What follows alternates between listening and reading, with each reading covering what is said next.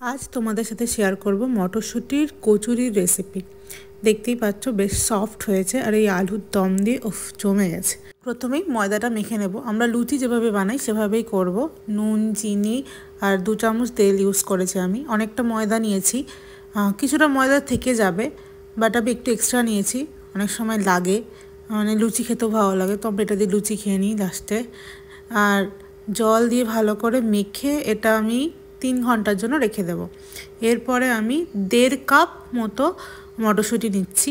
প্রথমে মটরশুঁটিটাকে একটু ব্লাঞ্চ করে নেব, মানে গরম জলে এই 3 মিনিট মতো রাখবো। আমি এটা ইলেকট্রিক কেটেলে করছি, তোমরা চাইলে যে কোনো বাসনে করতে পারো। এইবার এই মটরশুঁটিগুলোকে আমি একটু লঙ্কা আর একটু চিনি আর একটু লবণ দিয়ে ভালো করে মিক্সিতে পেস্ট বানিয়ে নেব। যদি পেস্ট করার সময় একটু অসুবিধা হয় তাহলে একটু জলও ইউজ করা যেতে পারে, কোনো অসুবিধা নেই, আমিও ইউজ করেছি। পেস্টের কনসিস্টেন্সিটা ঠিক এরকম হবে। তো এইবার আমি একটা লোহার কড়াই নিয়ে নিচ্ছি, ওর মধ্যে বেশ ভালো মতো সর্ষের তেল ইউজ করছি, তোমরা চাইলে একটু কম তেলও দিতে পারো। এবার আমি এর মধ্যে একটু লবণ দিয়ে নিলাম আর 1 চামচ মতো কালো জিরে আর একটু হিং আর আদা বাটা। এবার একটু ভালো করে নাড়াচাড়া দিয়ে নেব। দিয়ে এর মধ্যে আমি মটরশুঁটির পাটাটা দিয়ে ভালো করে নাড়িয়ে নেব। অল্প অল্প করে অ্যাড করছি, অনেকটা থকথকে আছে এখন দেখতেই পাচ্ছ, কিন্তু এটা নাড়াতে নাড়াতে যখন একদম শুকিয়ে আসবে, যখন জলটা একদম শুকিয়ে যাবে আর কড়াইয়ের গায়েও লাগবে না, তখন রেডি হয়ে যাবে।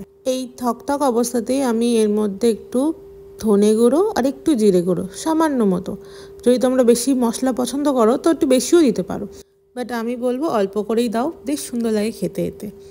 তো প্রায় শুকিয়ে গেছে, দেখো এবার আমাদের মটরশুঁটির পুরটা রেডি। গ্যাস ফ্লেম অফ করে আমি পুরটাকে ঠান্ডা হতে দেব। ঠান্ডা হয়ে যাওয়ার পর এবার হলো কচুরি বানানোর পালা। দেখো আমি কীরকমভাবে পুরটাকে নিচ্ছি, এরকমভাবে নিয়ে গোল গোল করে আগে বানিয়ে রাখলে বেশ সুবিধা হয়। একসাথে সবকটা কচুরি পুর ভরে নিয়ে তারপরে আমি বেলবো, এতে সুবিধা হয় আর খুব তাড়াতাড়ি হয়েও যায়। আর এরই মধ্যে আমি তেলটাকেও গরম করতে বসিয়ে দিয়েছি। যেইভাবে দেখাচ্ছি ওইভাবে মটরশুঁটির পুরগুলো ভরে ভালো করে ময়দাটাকে সিল করে দিতে হবে। আমি এখন ম্যাঙ্গালোরে এটা বানাচ্ছি আর এখানে খুবই গরম। আমাদের ওয়েস্ট বেঙ্গলে তো বেশ সুন্দর ওয়েদার চলে জানুয়ারিতে, তো ওখান থেকে আমি মটরশুঁটিগুলোও এনেছি।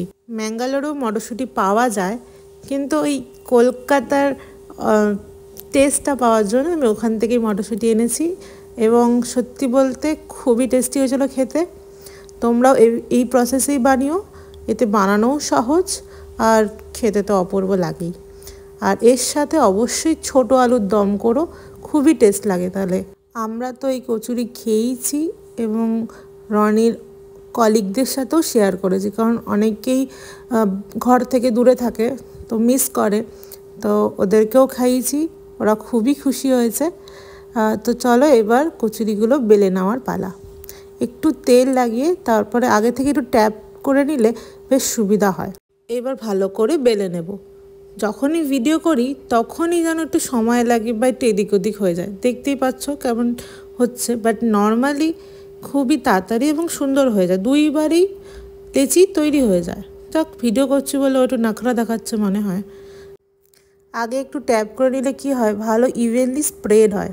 দেখতেই পাচ্ছ কত সুন্দর বেলা হয়েছে, একদমই ফাটেনি কোনো জায়গা থেকে, আর এভাবে করলে ফাটবেও না।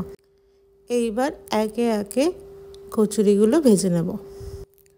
লুচি যেরকমভাবে ভাজতে হয় কচুরি ওরকমভাবে ভাজলেই বেশ সুন্দর ফোলে, একটু মিডিলে ট্যাপ করলে ভালো ফোলে। এইটাতে আমি সেভাবেই দেখাচ্ছি তোমাদের, কিন্তু নেক্সট আরেকটা ক্লিপ আমি অ্যাড করেছি যেখানে কোনো কিছুই করতে হবে না, ও একাই সুন্দর ফুলে যাচ্ছে কীভাবে সেটাই দেখিয়েছি। মানে তেলের টেম্পারেচার একদম পারফেক্ট আসলে কচুরি একাই ফোলে। দেখো আমি ওটাতে আওয়াজও রেখেছি।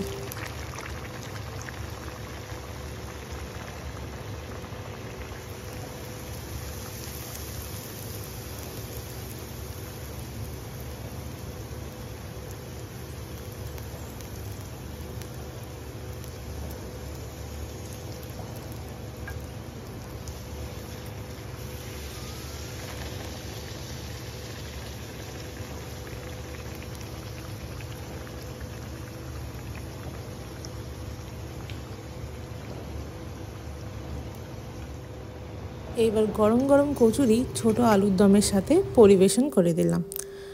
আর একটা তোমাদের ছিঁড়ে দেখাচ্ছি, দেখো পুরটা কত ইভেনলি স্প্রেড হয়েছে।